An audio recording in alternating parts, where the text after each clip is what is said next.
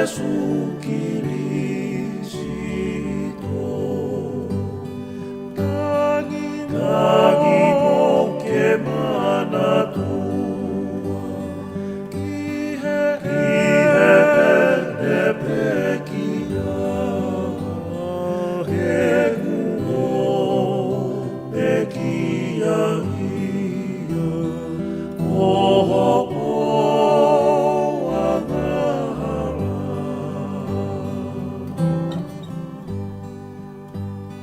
na eka mata mamahi e po'i he mo'una peana e koe ai ki hotau ho'ua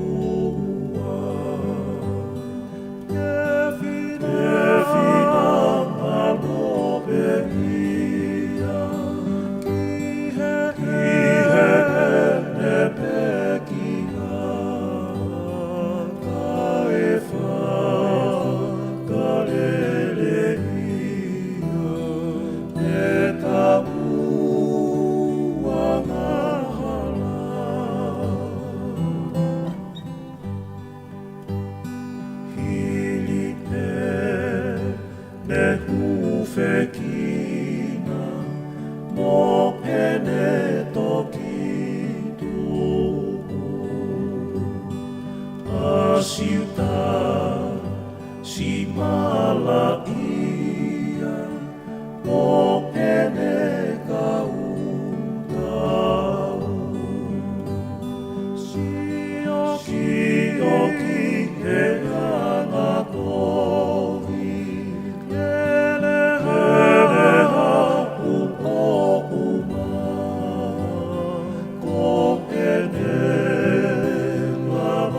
Aki, aki,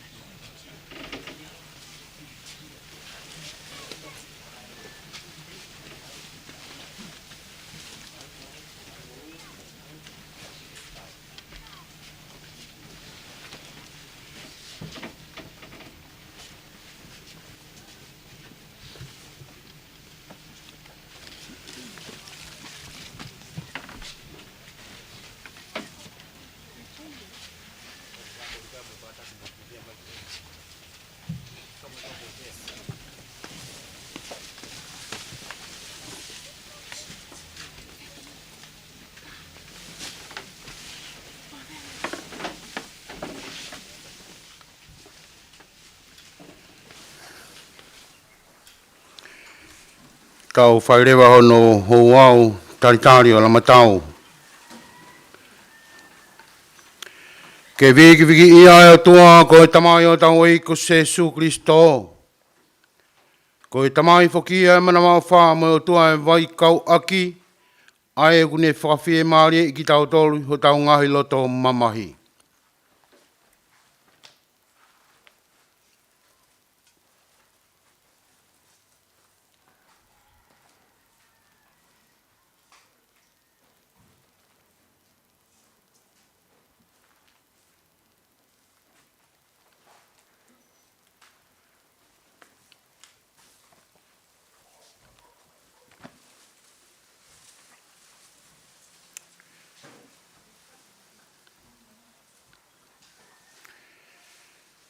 Ko mou tani, e kie manatu i mai au i ho pureanga.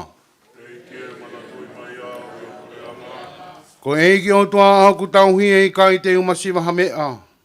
O kune tuku ke utakoto he mohuku lau ma ui ui. O kune te tāke au ke ve mai o ku tafe maari e. O kune whakamo ui ai hoku lau maari e. O kune te tāke au e ngā i halau e maa oni ko e uhi ko hono hua whao. Pea neongo e mai te rea o e malu o e matehe i kai ke umana wahe ki hakovi. He o kune ia te au, mo wa kau o kune mo toko o kuna whawhie maari e i au. O ke teu hakatoanga ma umea tokoni ma aku e a hoku ngahi whiri. O kune pani hoku ulu aki ai lolo, o ku whonu mahua e kuipu.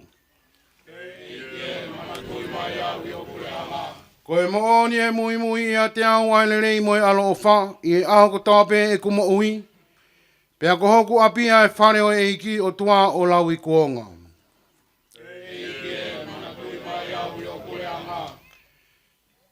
Ke tau lotu. Tamai mafi o tua ta ngata fofongai fo ke mau kore ni ko uhi ako sio mau toko taha ko e ni ko lama tau. Ai ko ke ui kena hiki atu me he mo ui ko ni ki o awhio. O ange kia te ia ho mama, mo e whia kai uma e merino. Ta wangi kene hao me he matapao heri kai nofo whakataha o tai ngata mo o kauma oni.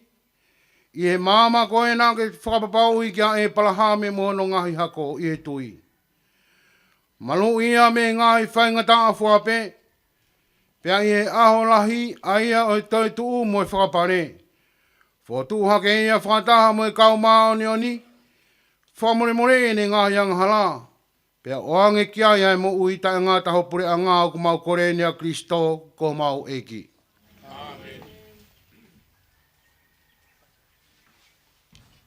Whaere me rewa, sino le matau ki whailotoni, pe tōk hoka te taumisa.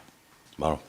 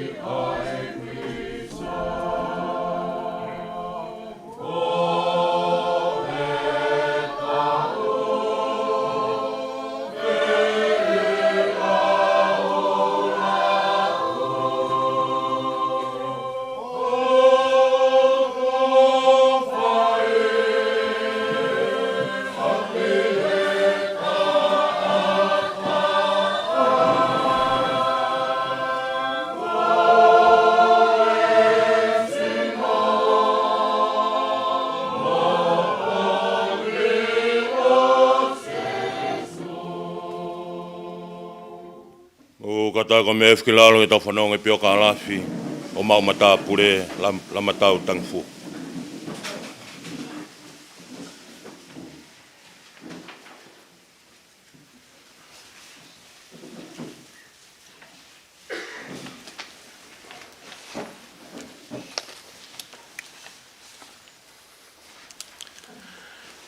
Koe pio ka lafi o Nikola la matau tangifua. Ae na iloa ko mau matapure. Tapu ke afio tua mafio taula tola tonga. Tapu ke kere ko maari po. Fatapu atu tau whao lawak. Mahu eik. Tapu ka whapuria mahe lotu. Ka moe kau ka whaoma o e whanua. Tapu ke whahu. Tapu ke tataik pātere, tau i palokia, pātere pauri i tā ai, ka mahano tokoni, pātere Christopher tōtai, pia moe tī koni. Tapu ki he pure o e kautaha pātere, kautaha Maria, ni lava mai me fisi. Pātere Stefano, taere. Tapu ki he tahi palokia, o e palokia vavau. Tapu ki he tahi palokia, o e palokia niwa top tapu. E whatapu atu, i motolu kotoa pe ai toenga o e kau pātere. Whatapu ka Sista Maria Simeone, kau mā ai kau tain tāpo ube mo i kau mo ui fuakawa hono kotoa. Whatapu atu ki he whamiri, pe mo e whamiri. Hai pe he ke toenga o e kau ngā pirikimi o ngosia. Tau whakamooni ke talake ai ongo rerei i he siasi. Sola pe mo i vulangi, kai tā mua mo oku. Ke whakahoko atu ai pio ka lafi o e pekia. Ni kola la matau tangi fua. Ai oku iloa, ko mau matapure. Nai whaere a mau matapure i he ahaua o ti sema tau tahahiwa tolu nima. Yani pekia i he aho nima o Septema hua noa uaua. Ko e lawa eni ai tau e valuono mo e mahina e hiva malo. A ene whanonga ia e pirikimi hongosia i taimi. Nai tupu a lamatau me he ongo mātoa. Ko ene tamai ko sione whanua e walu tangi fua. Pe a me he loto whare o lawaki. A ena e iloa ko mau matapure i he taimi ko ia.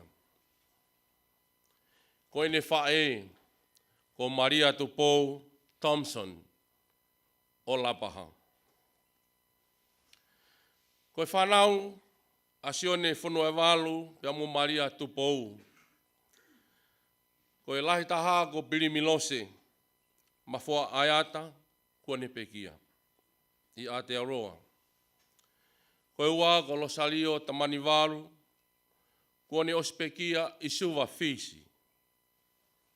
Ko e tolu, ko Nikola la matau tangi fua, ai ni au tau whakaheke heka i ne wholau i he ahoni.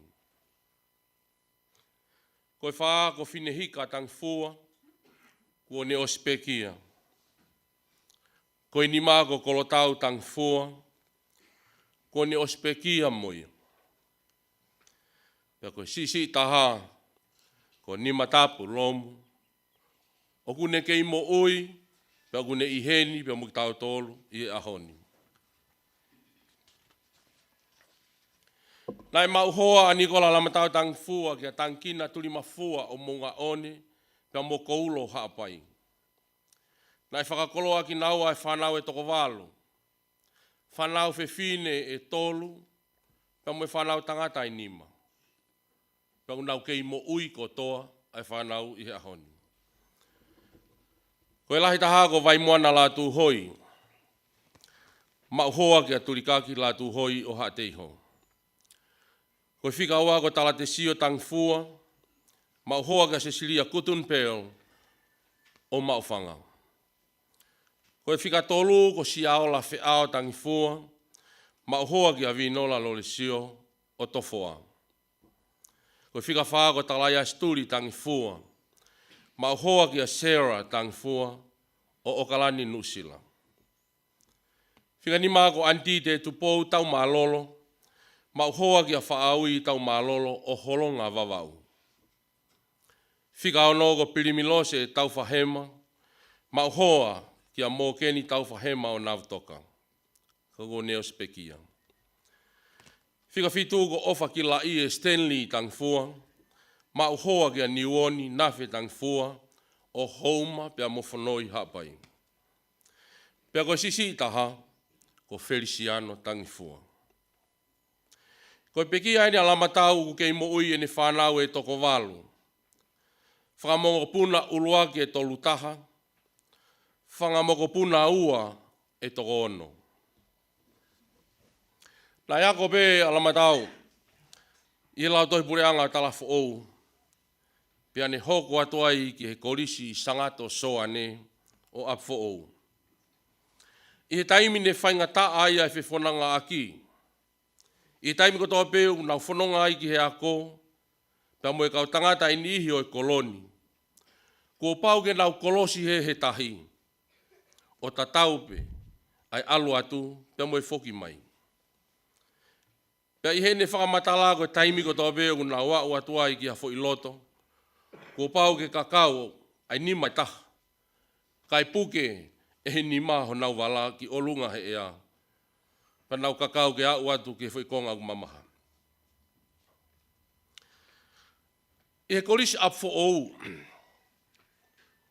O kei tala noa ia, he koe tahaini, ai kau matapure lahi o e api ako. Pea kutui, ai pio ka la fini, koe tahaini, ai kau vai po e motu ataha, o e api ako up for ou, ai ni kutoa tau he ahoni.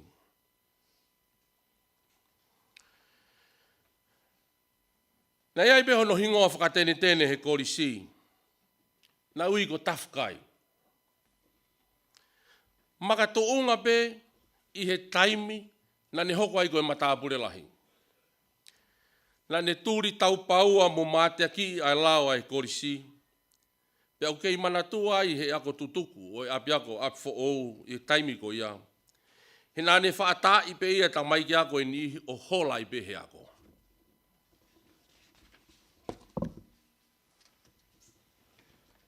Tala loto.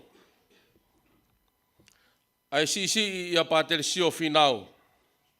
Na ako whakataha pia mo lamatau i up for ou. Ko lamatau i hono ulunganga he api ako. Na ne whakamato ato au pito. I he ne whakaongo ki he angi o mai me kau whai ako pia mo e pure ako. Pe he ne hange. O ku lau ia he to'u ako koe tafkai ku hako ne whaata i e tamai ki ako. Hikai ke nau whai ai tūtū ni o e api ako. Whatongi ai lotu. Ne hoka lama tau koe tauhi, tau lahi, au pito. I he komunio koe ni o sangato pita pia mo paula. He lawa peke upehe koe tahaine kau tauhi i he historia o sia si tongani. Na ne ngau e fuoloa taha i he whatongia whakatauhi. I he tautaha hiwa fitu walu, ne kaua lama tau hono whakapare i he eike e piko pōko ne mama o atu, pātere sio finau. Maka tōnga pē i he ne fuoloa tau a ene ngau e whakatauhi e sia si.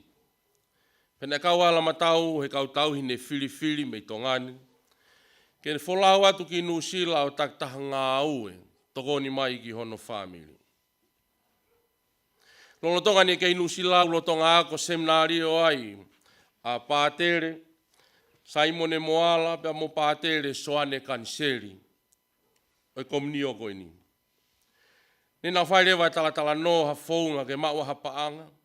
Ke langa ake ha whare lotu. He koe taimi koe ana i kei whare lotu a tala whaunigo ki whare kapape.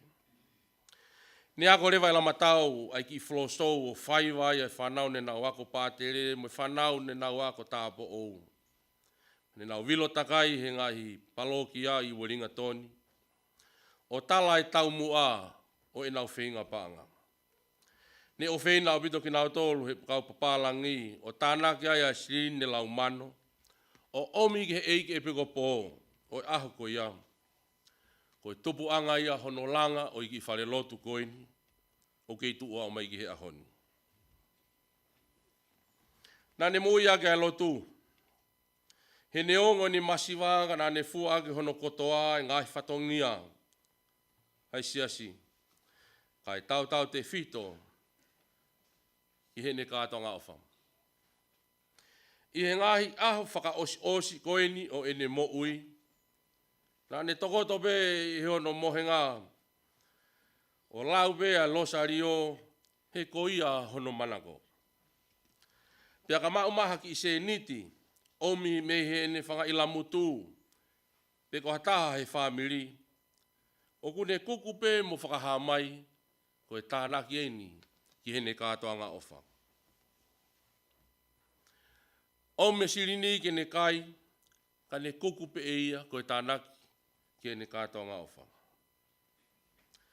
Ko Ko tangata na ikai ke loto ia ke tohe lotu. O au ke ngahi lotu hengi, whenga pe ke lava mai ki whai lotu, neongo e ne vai. Na i toi iloa ala matau, ake ahingoa ma umatapure i he wafe maono. Na i peki ai ne tangata iki ko sione whanua e walu tangi fua. Pea whakanofo ai e laua ke ala matau ke hingoa ma umatapure. Ko hingoa whaifatongia ki he hau e whanua ka mo e haatu i o nau tō whai mo unga. Ko hingoa tō e nia mi wharela. Kana kamata ia me hine kui ko e safi ma umatapure. Ko e te hina o lau aki soeri. Ko i kui ia a lamatau. Ko lamatau ko mau matapure a kieni, hono tolu. Na kaua mau matapure i he tau maki whatongia i he pola olunga o ini a fio. Talu me he taimi o kuni salo te, o au mai ki he ahoni. Hono tare ni ti. Nane whaafonga i ai koloni i he vainga kirikiti, pako tahaini e kau tangata tā tuu ki mu ai koloni i he vainga kirikiti. Nane hoko foki koi punake. He nane tupu tonu pe i he loto whare o e kau punake. Ne ako e whaiva e ngahi wheitu ke hei tongani, o tatau pe i he ngahi kolo siasi, pia mo i ngahi ako. I he tau tahiwa walu wha, na e whiri a ia e he potunga e ako, ke ne ako ai whaiva e koriswa whai ako, ki he festival o e ngahi whanua e Pasifiki, ne whakahoko ki Tahiti. Kono ulunganga. Ko lama tau koe tangata na ulunganga whakalongolongo. Kana ane whenga maupegere o lahiange a ene ngā ue. Na ane mātea ki i ke ako i ene whanau. Pe i kai loto ke tō, iha putu ai whamiri. Na ai tā i mua maupe i hono fua e ka venga a lauaki pe moe koloni. Pe ki he whanua whakaluk fua. Koe tangata nai ofa he whamiri, tauhi wā, ke ngai kup kotoa o e whamiri. Pena e hasino i he ne ngai tauhi ki hono whanga ila mutu. He ko kinau tōlu ne tōka i hono loto. Koe ahoni o ku whiu whakangalo i he whanau pa mo e whangamokopuna. He koe tamai nai ofa, nai mataka inga, nani mamahi i mea, mo ne tauhi waha. Tauhi waha ki he tangata, kai amo atu, ai tauhi waha pa mo hono otua. Toka Nikola Lamtau tang fua, isa, mau matapure. Malo mau whakahino, ki whanau pa mo e whakamokopuna. Mau tala manu atu ki ho whanonga, mau ofa atu ki ho fofonga.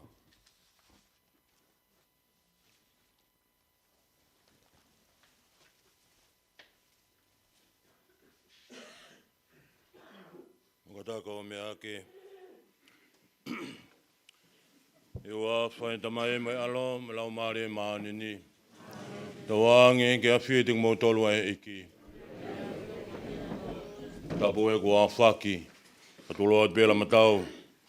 Toka pē, i o whakalake pā. Atu pē mua ke tuku atu pē e kaunga mamai me i kātinari. E te koe taratsi. Toi ngai whanau. Mai family e tau whako hoko, pa television, tang fu, i o molot whare. Mai no bea te tātou e hala whanonga nia, whono no be, pa mea katoa bea ko pauia ke osi. Tātou ke i maui ke mau e whainga maari e. Tau kore whamoremore he tau tamai hua koeni, hui tau tāua e me misteri top tapu, ai wamana ke whai hono momoi heke. Oko vete ke tua mafi.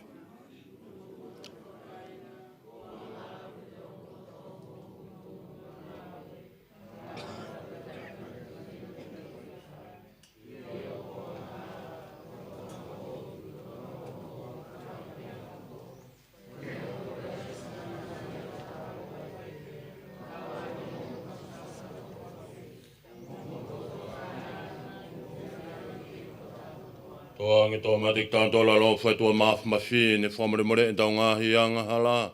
Ka ne tata ki tau tōlu ke mo ui taingata. E ki e alo whamai. Kristo e alo whamai. E ki e alo whamai. Ki tau lotu. E o tua e ngāhi kuonga kotoa be. E me kuonga ki e kuonga. Ko koi be ha mau hūwhanga mo i mālohi ngā. Ki moa hono whanau i mai a ngāhi mo ngā.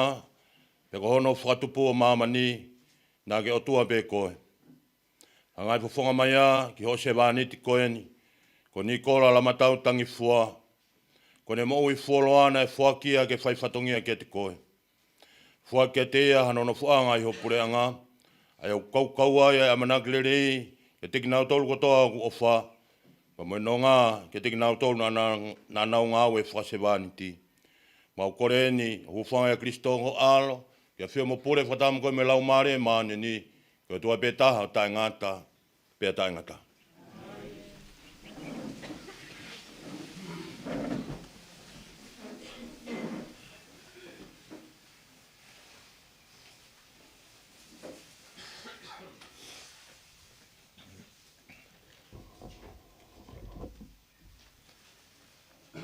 Koe wholofola, toi poto vai whā. Koe ka kaianga tonu, neongo ka nau ka mate ki i taravou, te nau whie maari e pē ki nau tōru. He koe taulahi o kui kai ke whakapāpai, koe uhi, koe fuoloa hoto ngahi aho. Pe tōku fua ki he lahi hoto ngahi tau. He koe atamai mahino, ai ulutea ki ha tahape. Pea koe mo ui hau hawa, ai tau au ki ha tahape. Na iai a ki nau tolu na nau whakahoi fua ki he otua. Pea nai o whiina ki nau tolu e he otua. Pea rorotonga e nau nofo i he uho-uhonga o e kakai angahala, ko hiki hake ki nau tolu ki o lunga. Nai hapai hake ki nau tolu te ria nā hanga e kovi o ririu e nau whakaukau rei mo mahino, mo kākā, o taki hala i ho nau ngāhi lau maari e. He koe whakatumtumu ai kauwhai hala, o kuni whakapuriki ai mea o kurerei, mo hohori o taka. O kune taki hala i ai loto maa. Ko haki taimi nou pē, ko lawai ho nau whakahauhawa i, pia nau whakakato ha ngāhi taulahi, he kua hoi fua ai e ki ho nau ngāhi lau maari e. Pia koi ai, ko ni awe whakawawawe ki nau tolu, me he uho-uhonga e kakai whakarieria. Neongo ai mamata ki ai kakai, ka nai e kai ke mahino ka te nau tolu. Pea ke ako me ai ha mea e ho nau loto. He koe ofa mo mesi ai o tua, o kumauia e he ene kakai ko ne whiri. Pea o kune toka ngai, whoki a ene kakai ma onioni. Oe wholowholo tonu ia oe eiki.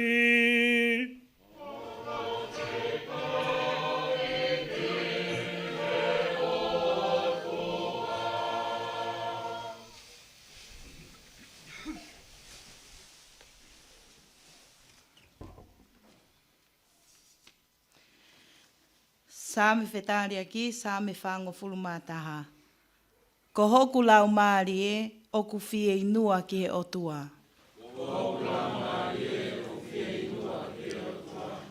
Hange koe hohori o hahai nite, ki he vai oku tawhetawe maari e. Oku pehe mo e hohori hoku lau maari e, ki a te koe e hoku otua.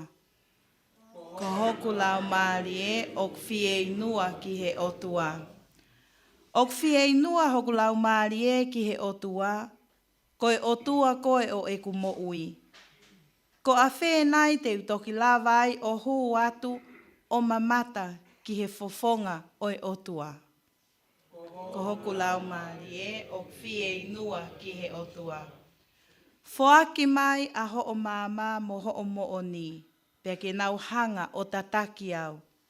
Tuku ke nauhanga o omi au ki ho o mo unga tapu, ki he wheituu o kuke a whio ai. Ko hoku lau maari e o whie inua ki he otua.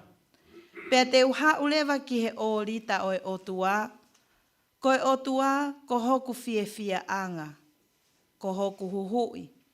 Te whakamālo ki a te koe aki haape, e otua ko hoku otua. Maari e o whie.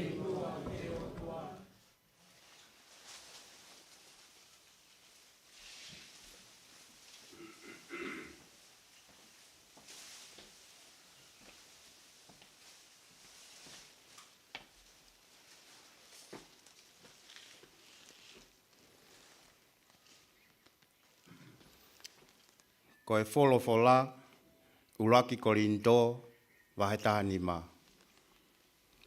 Ka inga, ai ke mahino eni ki a teki mou tolu, ko ho tau sino kakano mo toto ko eni e auha. E ikai ke hu ia ke he pure anga o e otua, he e ikai auha ai pure anga o e otua ia. Ka whakahatu ha mea, na e fufu he finangalo o e otua. E ikai te tau mate kotoa pe, ka te tau liliu kotoa pe. E whakafoki whā e ne hoko, ko e kemo pe. E iwi whakaosi ai talupi te, pea e whakotuu hake lewa ai kakai kua mate. E liliu ai ki nau tolu kotoa pe, ke oua te tau toe mate o ta e ngata. E liliu ai ho tau sino mate mo ahu auha ngofua ko e ni o hoko ko sino e ikai toe mate pe auha. Ko ho tau ngahi sino ko e ni, ko e ngahi sino ngā vai mo mate ngofua. Ka te tau liliu o hoko ko e ngahi sino e mo ui pe o ta e ngata. Pea e toki mo oni ai ai lau ai wholofola. Kua toka lalo a mate. E mate, ko e whē ho o ikuna. E mate, ko whē ia ho o huhu kona. Ko e kona ai mate, ko e uhi ko e angahala. Pea ko e lahi ai angahala, ko e uhi ko e lao a Mosese. Ka e whakawhetai ki he otua, ko e uhi ko e ne tuku ke tau ikunai ho tau eiki, ko Jesu Kristo. Ko e wholofola tonu ia ai eiki.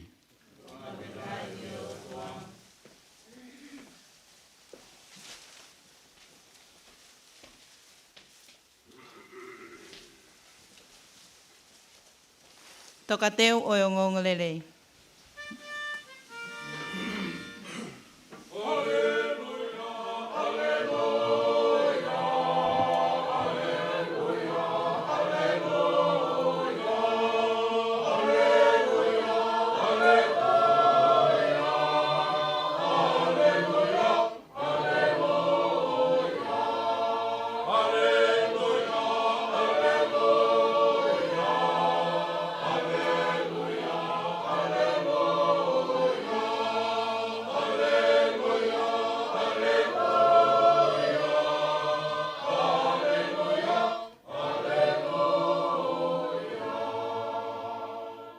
Ka pau te tau pekia mo Kristo, pe te tau mo ui whakataha mo ia. Pe ka pau te tau whai tō nunga i peki he ngata anga, pe te tau pure whakataha mo ia.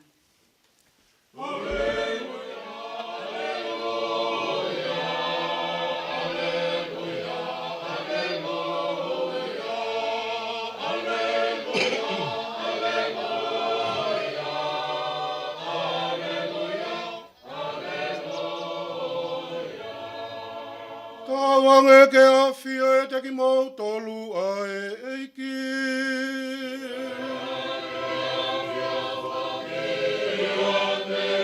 O e konga e ni mea ngongorere i tapu tapu na e to ye maake.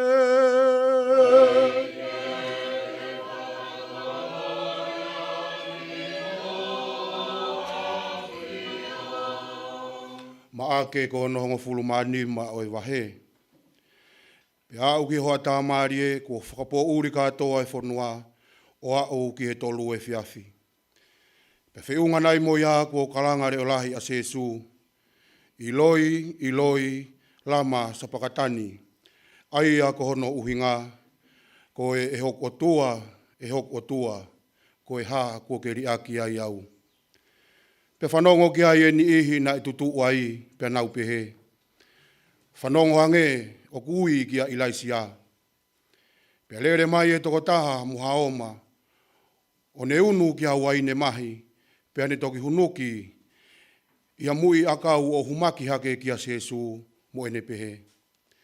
Tau wakai pe e haua ilaisia o ohifo ia mihe kolosi. Pe a kalanga reo lahi a sesu, pe a toki pe kia rewa.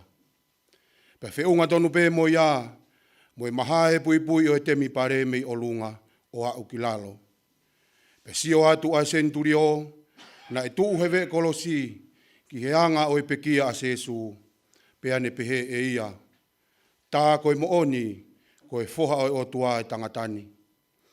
Na iai foki mua kau whiwhine, na nau sio atu mihe mama o. Koe ni ihi ai ko Maria me Makitala, mo Maria koe whae a se misisi, mo Sosefo, mo Salome. Koe kau whiwhine ki nau tolu na nau mui ki a sesu, mo tokoni ia i ene kei nofo i kāreri. Na e kau ai foki mua kau whiwhine tokolahi, na nau kau ngā whanonga mo ia ki Selu Sarema.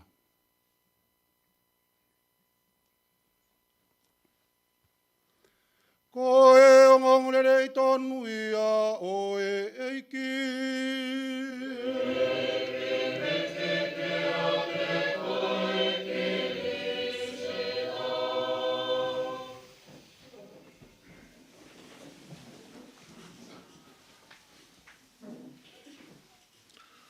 O kore ke whakamalu, whakatapu na e kamata ake tau o wau misa, whakamawai, na molama tau. O kore ke uhu whanga be muai, kai a tāpa mo e motuani. Whai haki i wahe, no, whikawaki pēr mo e wholofola, o whiri ke whai ake hono whakaheke heka. Hai tamai koeni. Ni kola la matau tangfua. Whātolo atu ko whātokoa, whai whikau.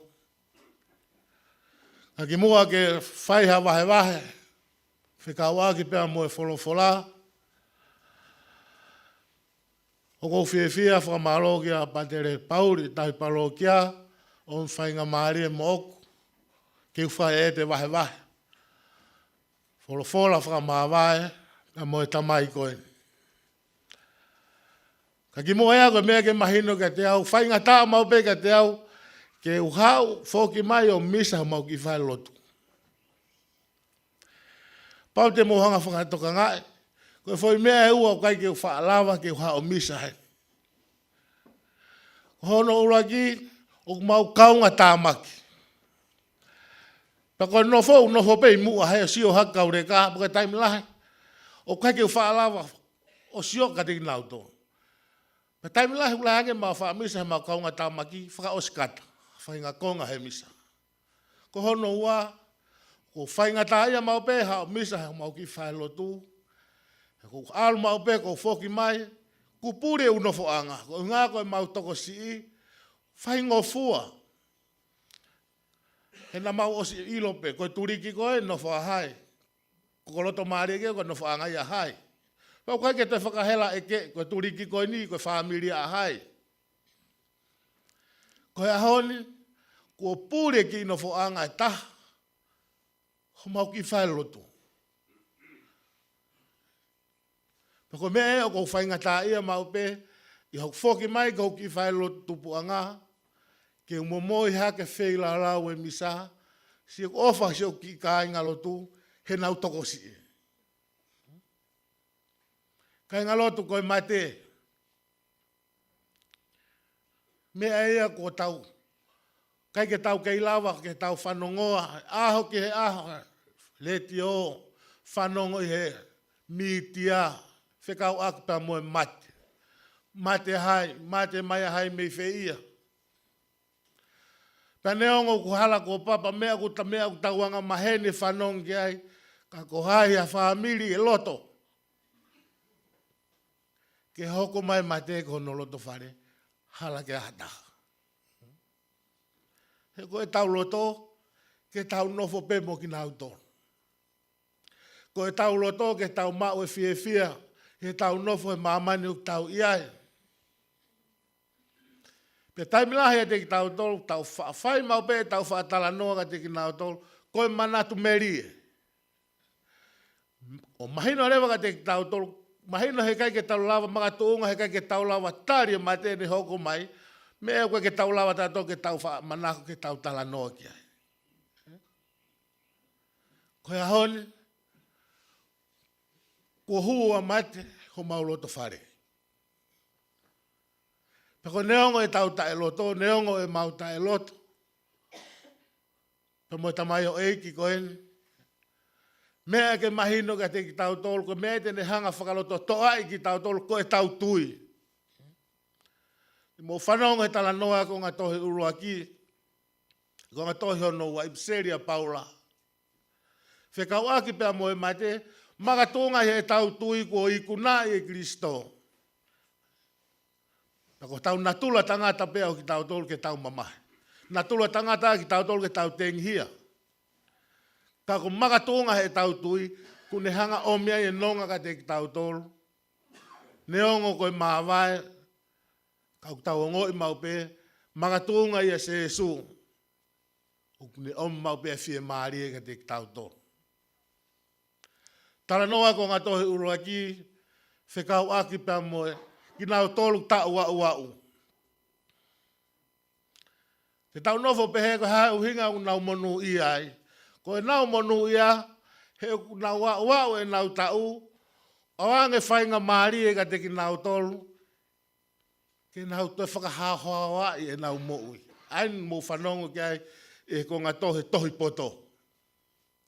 Pako mea ena iko ki o ngā moui ala matau, kune au ke whahenga tu ngā tau, kune siofia ene moui, ma ngahi tō nou na ane whai, o ange whainga maari e kia te ia ke ne whakahahoa i ene moui, ke toi wahaofi ange pia moe eiki. Pako tala noa ia, ko speri na to osi hono la watu he ti koni o whekau aki pa mo pekia sesu. Mea ke mahino ka te tau toli hene pekia na mafasia hono loto. Mea na ne tangi ai ki hene tamai koe hao ke ri aki ai au. He na iai e whainga uhinga taha na mga tuunga ai a mafasia sesu koe whainga ke ne tukuange aki nau tolu na nau kau ngā whanonga. Tukuange ne ki kau wako. Nau tolu na nau whakatafoki maa mui mai kia te ia. Na e mawhasia na pāte mō whakatoka ngā. Ki he ngou e ketse mani. Alwa se suo kore ki hene tamai. Pau ko holoto ia. Ke to e puni mea te apea to. Na e sio ase taha sio ase. Sio ki hene whae. Sio ki hono kakai. Kau ngā whanonga. Taha ia mea mahu inga taha. Pau te muhanga whakatoka ngae. Tamai koeni. Koe ulumotua ia ho mau ki whamiri. Ulumotua ia ho mau nofo ho mau koloni. Koe ulumotua ia ho mau ki kāinga lotu. Pena hanga la matau taimilahi whenga kene tukuange kātoa, tukuange kātoa. Tukuange mau ki kāinga lotu, tukuange hono kolo, tukuange hene ki whānau nai o whatahai. Mea taha nai rea mala matau ka te au, pātere, whoki mai me eua, kātoa ngā hono tau walungofu. Mea pē taha ia te au whaingata ki huanga tukuanga Feliciano. Am sia toenga whanau kuna wo ma umuui. O kei fihia ku nofo he maamani ko eni, ko Feliciano. Ko ahoni ku hanga la matau, tukuange katoa mai ki tau tolo. Tukuange mai he tau ki i kainga lotu, kune tukuange mai ulu motua, tukuange mai whanau, tukuange mai pa mu Feliciano. I he ui maa oni hai o toa kia te. Kia te au koe mea umaho inga taha kia te au, kua lava hao no whatongia. Ko tau fu tangata, ko tau fu fefina, ke hiri mai e ne whatongia mo ne whakawhalala. Ko hinga pe e taha, ai hora e tangata eigi, kune os whakapapahau ko tau os fu tangata, fu fefina, ke tau hoko hatu e whatongia. Kai koe tau toi ahonie ke tau toi nofo lau, e tau manatu meri moni, e manatu meri e kana matake ke tau kei loloa e tau nofo tala noa, ke ne tō onga mo ui.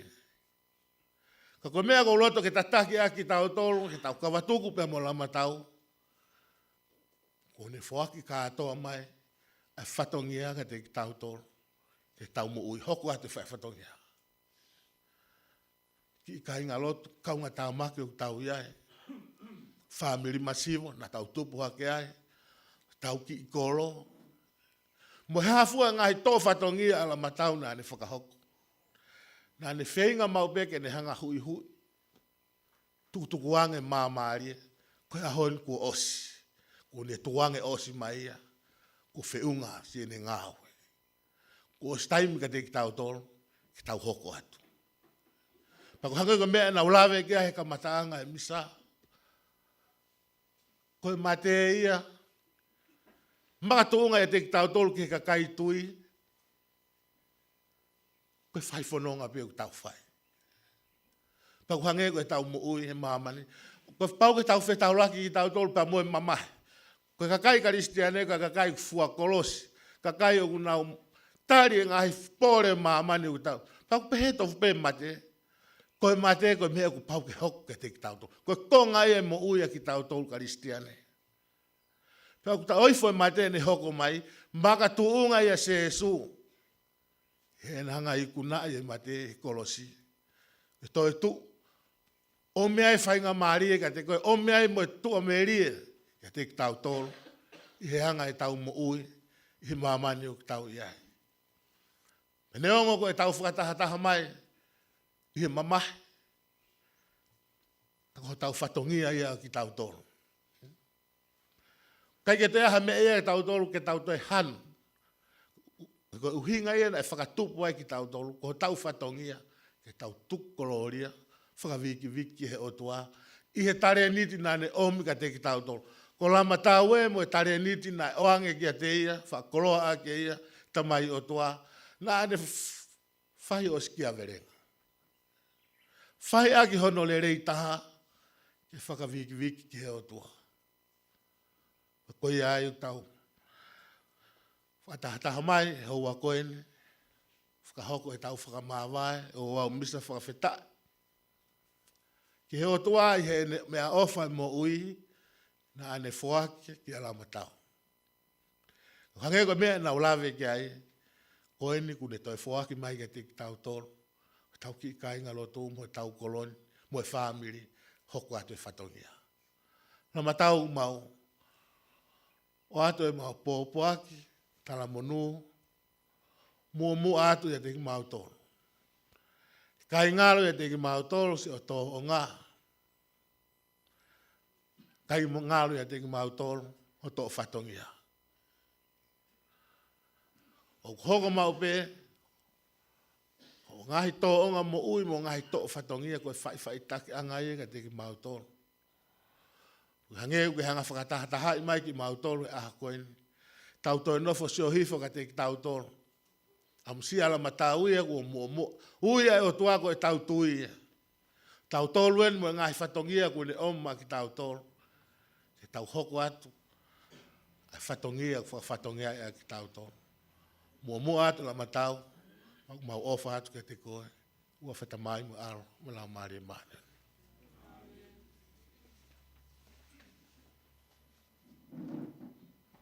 Mea ke moetonga i kore uwhaki, Sikai ngā whina ki ta whakalewa tau ta mai whakahewani a ngai tāpua whabe e anga tik tā tolu ka mā se tau kāinga.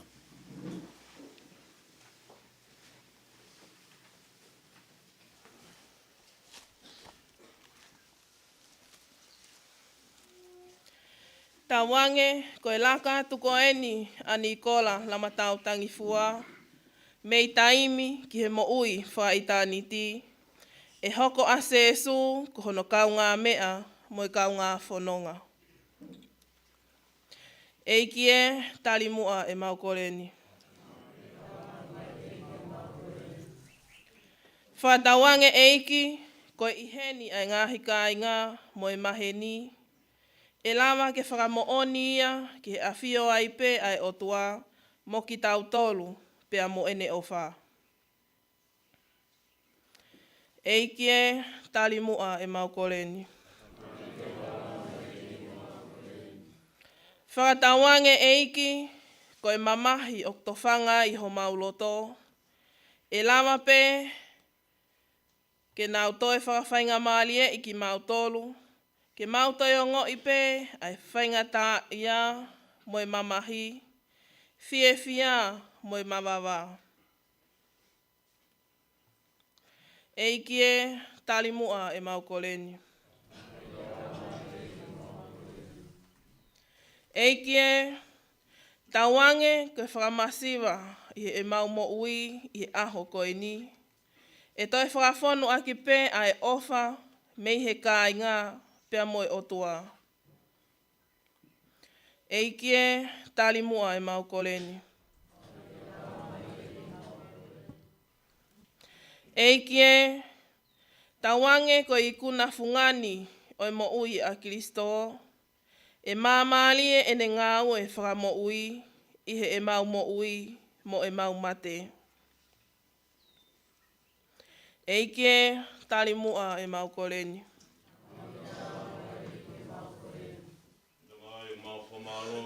Wham hoto koni mai ke te kumau tolu he aha whamamahi koe ni. Tali lerei, kai tali whiawhia ma moe ofa ho se wāniti koe ni ko Nikola la matau tangi fua. Me kai whanonga ki mau tolu he tui ma moe amanaki lerei i a Kristo ko mau eiki.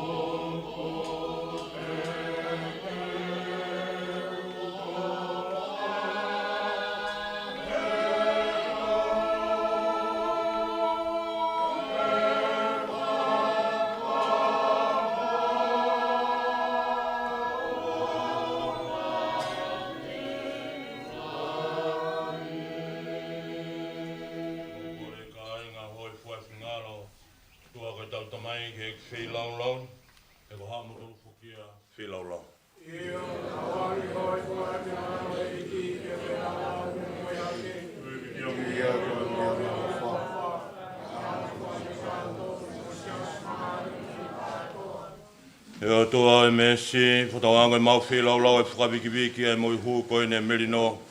Eo mea eo mau tokotaha koe ni ko Nikola la matau tangi fua. ke kano kato e mo ui whakatoi tuu. Mau kore ni a Kristo ko mau eiki. Wange feeding mo tolu ai eiki. Ngi hake ho mo loto. Tau whia whawhita ingi eiki ko tau otua. Ia ta mai mafi mo mo itai ngā tau mau whairere mau be me whitu ko toa be. Whai whamalo ki a whiona a Jesu Kristo ko mau eiki. Koe mate e to tonu e angahala. Ka neongo ia ka ko mau aho mate. Ko wanga ofa ko ne toi ui mai ki mau tolu ki he mo ui. Ki mau whio hi whatahape mo Kristo. E ko nei kuna au mau huhui. E ko ia ko hakailangi tau mau ngahi loto. E ko mau mata ki ofa hawhi. E ko ia whataha me ka wangelo ma me ka umani ni. Mau wikia mau i pea whiona. O mau pehe mau ai pe.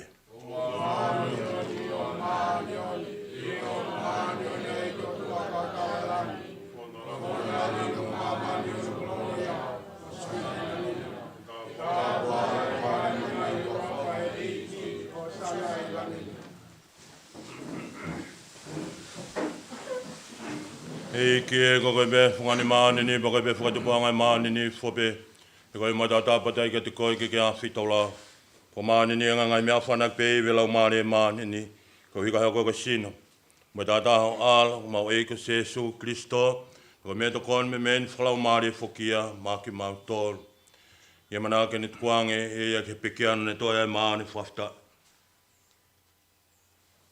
ni to pak le wange ne kawa ko nga pe mo ne pehe mo toeni ya mo kai katoa o kusinoen ai et kwang ko uhi ko ki motor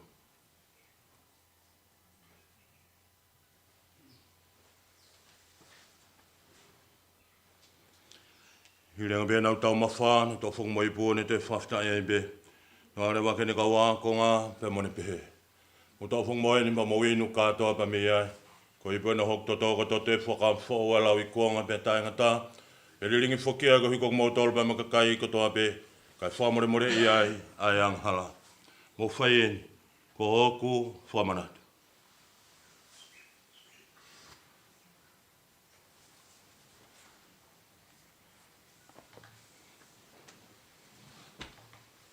Ko e misteri ni o e tui.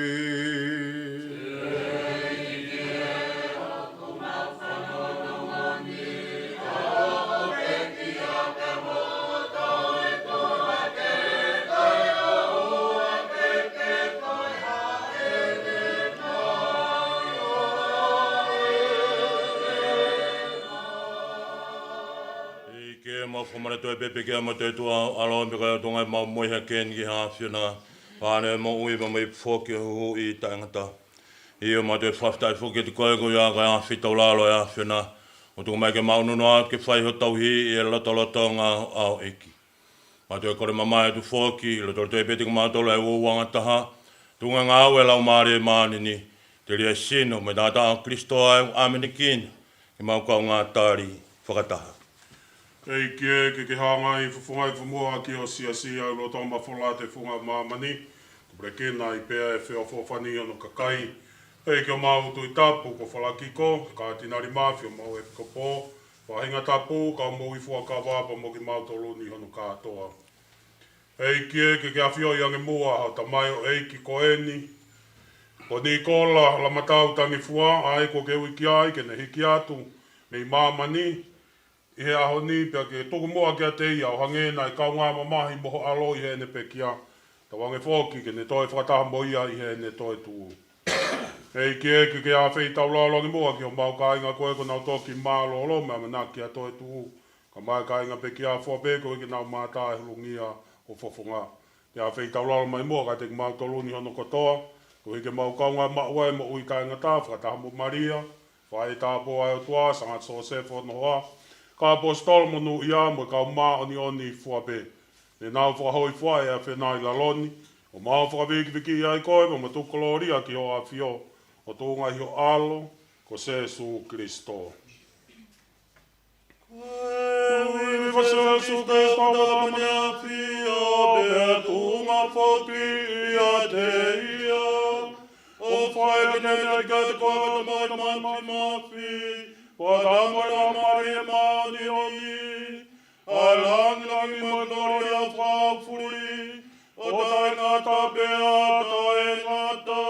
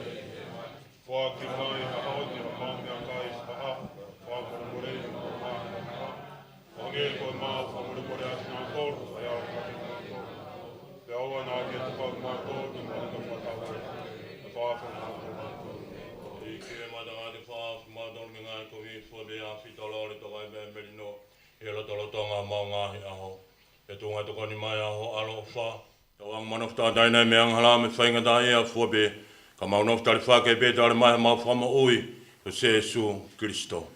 Roko wai pure mai tai ngata pe tai ngata. E ik Jesu Christo na whawhora ngo ka apostolo pehe, wat ma motole merino, ka koe merino ko whake atu maki motolo. Ore ngai whioke maungahi anghala ka ke tuia ho siesi, ke tu mai mo motole merino mo wangataha o pureanga, ke whio mo pure o tai ngata pe tai ngata. Amen. Wa, toko mai pe te mo tolu e whi maari ai iki.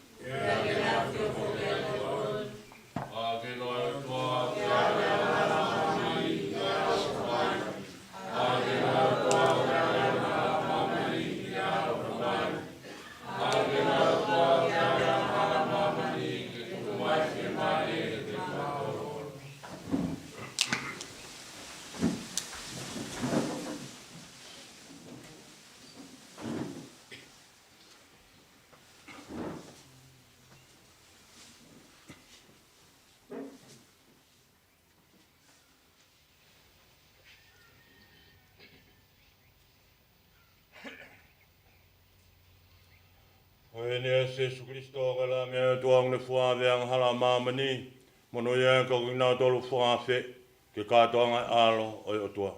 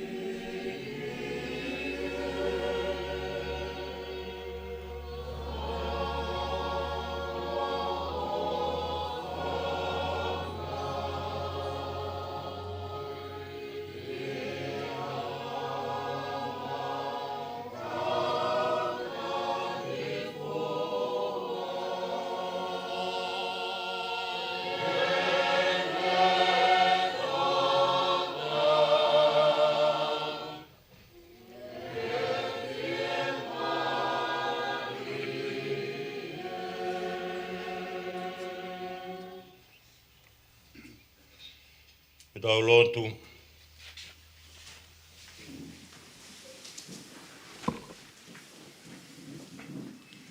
He kie, tawange ke whai toko nia moa he whilau lau, ai sesi o mau toko tahani, ko Nikola Lamatau, tangi fua.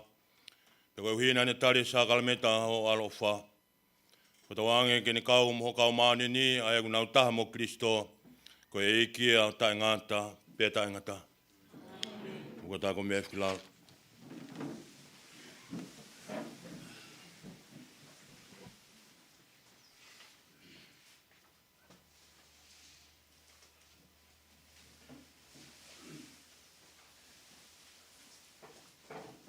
Inga ki moa e tātaka ari ono no whaanga. E tātaka whai mua hane ta tau. Mo tau tako ua ko eni. Mo Nikola Lamatau tangi kua. E whatawale koe tau whakamawai. E hai e tau ofa ki a te ia. Te kene whakamama ai o tau mamahi. Mo whakakaukau ai e tau tuuma merie, tua merie. E ia i hao e taha, te tau toi whailoa ki pia i hanga e ofa a Kristo, o ki kuna ia i mea kotoa, io, te mo mate, te ne whaka auha mo ia.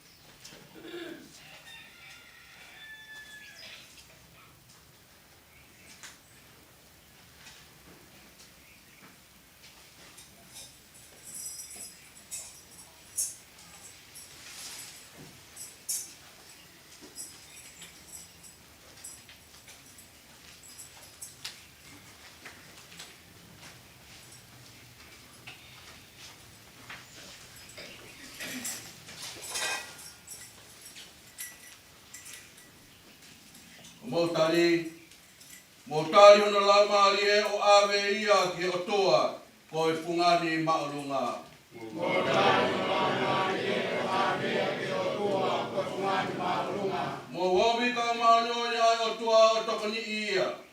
Mo womi ka wangelo ai e ke o whakawhetauraki ia. Motari hona lau maari e o awe ia ki o toa ko e fungani maurunga. Awange mo Kristo. Ai o kune ui koe, kene awe koe ki a te ia. Tawange ke taki koe he kau angelo, ki whata o e palahame. Motari hona lau maari e o awe ia ki o toa ko e fungani maurunga.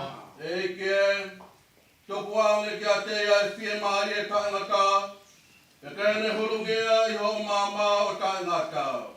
Motari hona lau maari e o awe ia ki o Taulot, ala tamai, o mau kua ki atu si o mau toko tahani ki ho tō kupu inima. O mau loto tō nunga mo whakataha mo ki nau tolu, o nau pekia i a Kristo. Tene toi tūha ke ia i he ahu whakamui, whakataha i ka mo Kristo o tae ngata. O mau whakatai ki ho a whio, ko uhia, Koe tāpua ki ko ke omai ki so mau tō tahani. Tolo tonga ene mo ui i lalo ni. Ke whakahai aki ai anga ho o tau hi whakai tamai ki ate ki mau tolu. Ka maa fōki e mau kaunga mea koe kaunga oni i a Jesu Kristo. E kie, o whonga hifo ki e mau koren. Tari fia mua si o mau tō taha ko e ni ki palataisi. Pea ke tokoni ki mau tolu, ke mau lava, o whakanonga aki ai loto mau o e mau tui. Kai oua ko mau toi whakataha mo si o mau toko tahani o tae ngata. O mau kore eni, ia Kristo ko ho mau eiki. Amen. Hiu mai mua ha pese ta. O whang ai o tua e. O whang ai o tua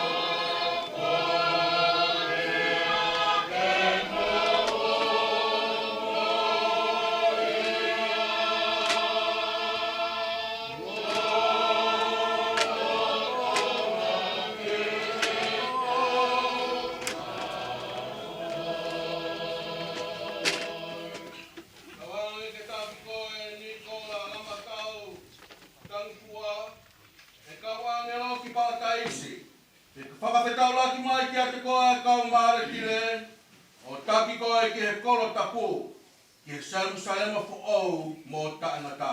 Amen. Tau whaera ture wā mkau ki Paitoha.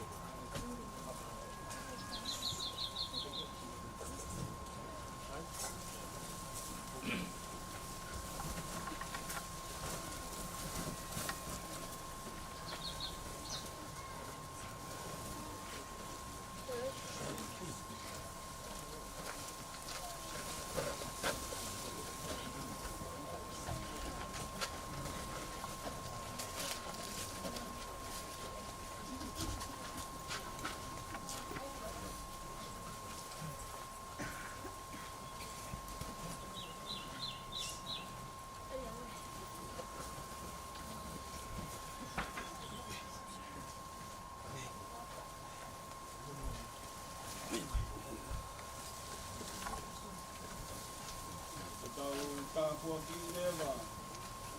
Ai unua loton. Eiki Jesu Kristo. Kolotonga ho e epa i he whanua loto. I he aho e tolu. Ne ke whakatopta puia ia e ngā whanua loto. O ki nau tolu koe. O ku nau tui ki ho a fio. Ia neo ngā ku tā koto pe. I he kere kere aho nau sino. A ku nau whalala. E nau tō tūhake. O hange ko ho tō tūhake. Tuku mai mua msio mau toko tahani. He me toka fie maarie.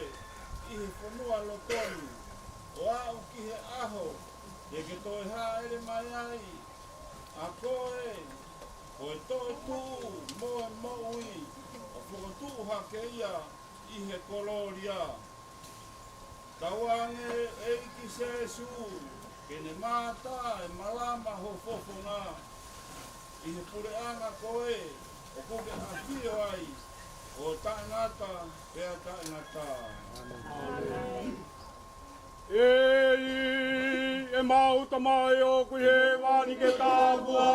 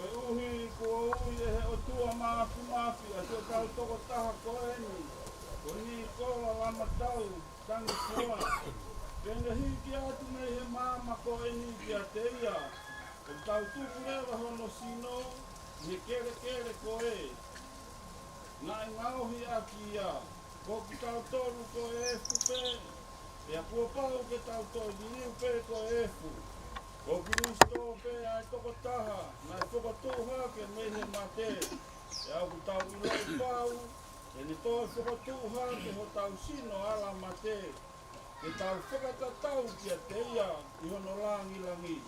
O tau whaaki si o tau toko tahani ki he eiki. Tau ange ke taria e he eiki ki ene merino. Ka whakatuha ke hono sino I aho whakamui. O mau korene o huwhanga I a Kristo o ho mau eiki. Amen.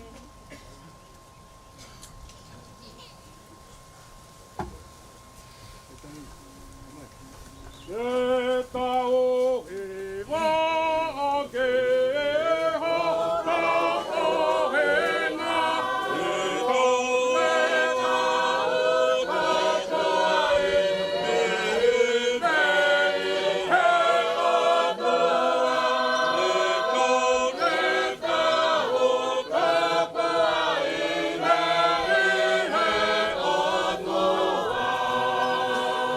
o e o kau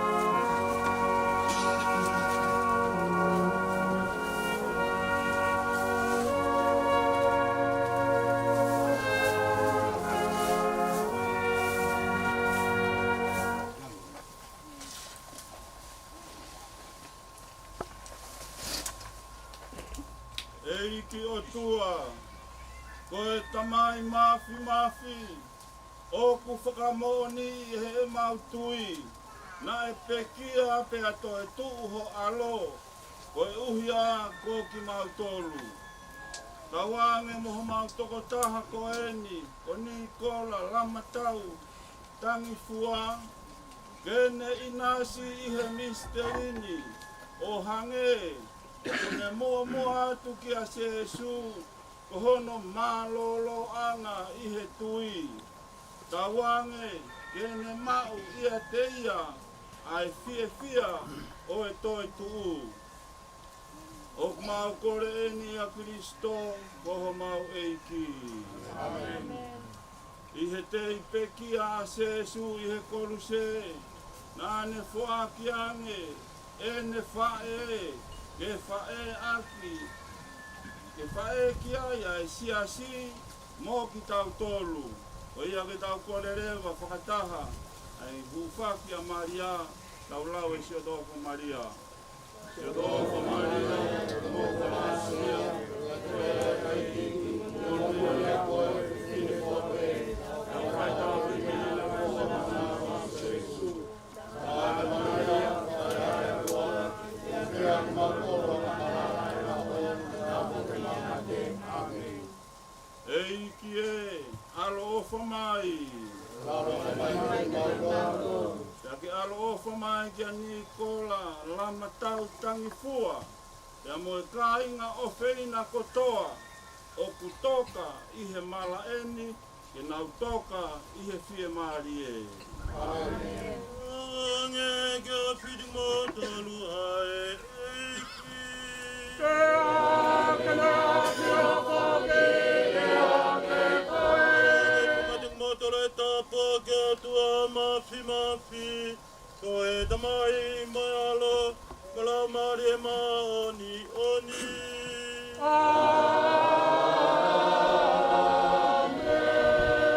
Ai e whi mare e peke mou ofa mo tauhi ai pe ki e eiki.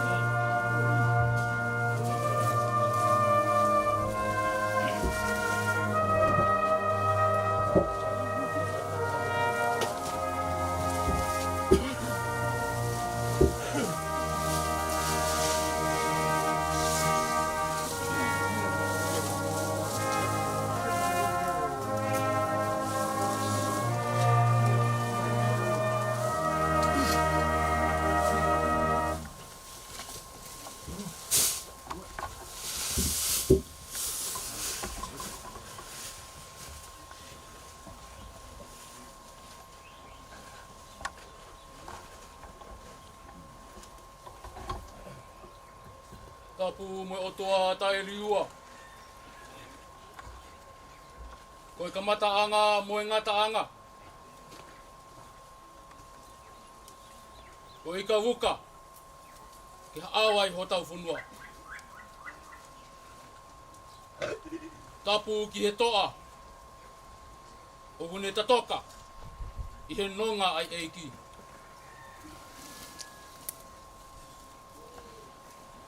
Tapu ki a katoanga.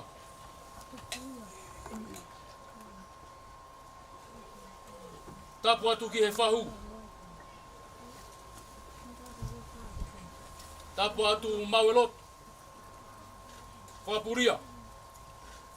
E ngahi kawha kai whatongia e whunua. Tapu mo kau tangatai. Pātele. O haa whakaolunga o tonga. Tapu ki he kainga hono kotoa. Tala mo kāpui. Tuku ke hufanga. E malu. E pangai topu tapu. Kai whai ha whakahounga. Hei ki whai ha whakamalo. O go whakapaapa. Ki he kau helu. O ku nau tatoka i he malai ai kini. Nā nau tā ai urua whē. Mo whakatoka ho tau whatongia whakatalu. Ia whao.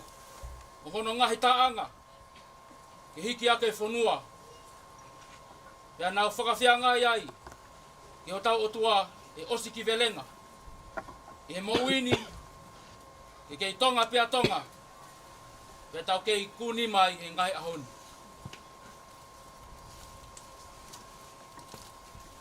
Ahon. O kei tonu pe ai matafohe oi hau. O ia pe na whai wholau. E nā ku lau pe au. Merie. E neongo e lokatau ai whanga ku aho matafolau. Ahon.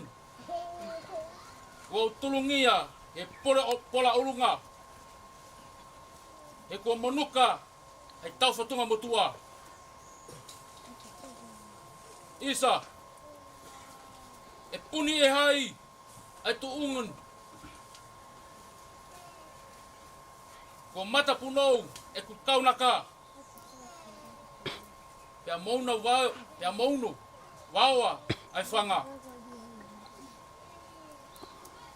Whakamaolo atu, katoanga. Whakamaolo atu ki e whahu. Whakamaolo atu ki e kau pātele. Kia pehe foki, ki e siasi. He lotu, pea mo e tauhi. Whakasipi, kua whai, kia lawe ai o kuloto whare. Whakamaolo atu ki he kainga, hono kotoa.